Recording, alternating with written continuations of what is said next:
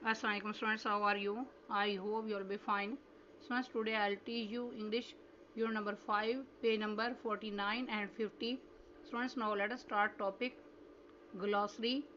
इसमें सबसे पहले वर्ड है embrace. English meaning to accept or believe an idea willingly. Urdu में मानी है किसी अकीदे को अख्तियार करना या कबूल करना. नेक्स्ट वर्ड है treat.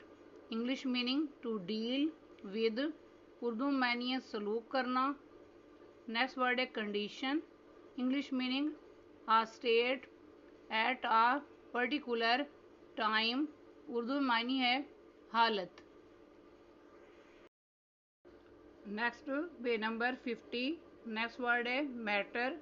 English meaning an affair, some situation और event that is thought about.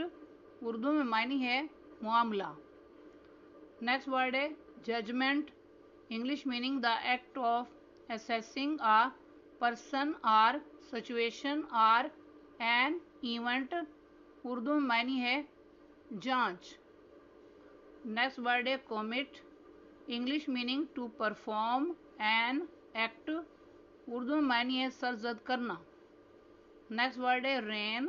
English meaning ruling period of a caliph or king or ruler. Urdu में मानी है दौरे हुकूमत. नेक्स्ट वर्ड है स्वर्ड्समैन.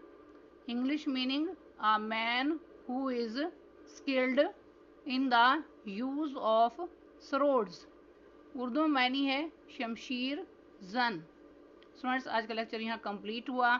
I hope you will be understood this lecture. Students, kindly note down this work on your books. It is your book work. Okay. Allah Hafiz.